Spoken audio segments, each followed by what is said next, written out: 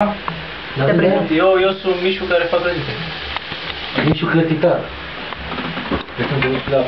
Ea ai nevoie de niște compoziții în asta, de care pun aici? Iai. Ai mai făcut clătite? Nu. Ne explici nouă procedeul care se... Pui pâine în apă. Bă, rău, Asta de unde ai învățat procedeul? De la Ciprian? Hai. Da. Ce faci? Trebuie să-și uite, faci cu cor. E prea mare ca son. Era așa, bă, ținem cu mâna așa și pe așa. Dar apoi cu asta. Era de preparat lapte cald. Era că trebuie să le înțelegi ce zic? Da. Da, încoace. Păi vreți cașcaval pe cartofi? Indiferent. Da. Asta e prea moale acum, și nu poți să faci și... Deci e prea mare ca son, nu am fost foarte mult. Adică vrei să spun că ești incapabil? Da. Atunci nu ne mai interesează. Bună seara. Dar v-ați trecut.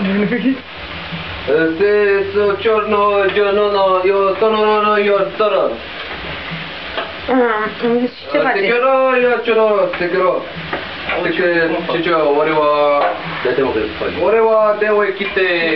Domnul, n-avem subtitrare, așa că trebuie să vorbiți pe limba. Nu.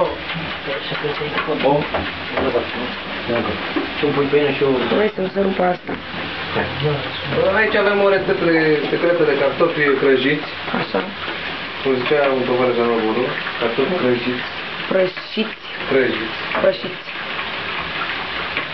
E o rețetă secretă. Uleiul este stors din 3 extracte de plantă și 2 șobolamon. Cel mai ieftin, ulei. Uleiul, arată-mi uleiul ca să vadă toți telespectatorii. Acesta este uleiul. Nu vreau să văd cum se numește. Ulei de pare a soarelui. Aroma soarelui, frate. Nu fac reclamă. Nu știu să... Ba da, e ulei prost.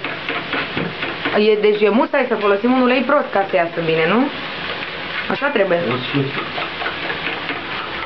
Și e recomandat să ai Parkinson la rețeta asta de clătite, îl vedeți? Dacă nu ai, o să la faci. Hai. Poți să și prizezi. Da? Păi na. Și acum schemă. Ia? Hai să fac o floricică. Bă, chiar nu pune și un nou aici? Kinder.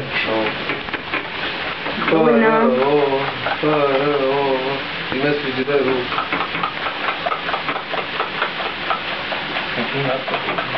Nu, lapte nu. Și dacă tot aia, poți să pui și cardul tău în afară. Ca să iasă... Dacă nu te uita. Cum pozi aici la cartofii ăștia? Trebuie să faci o poză. Na, filmează miros, filmează miros.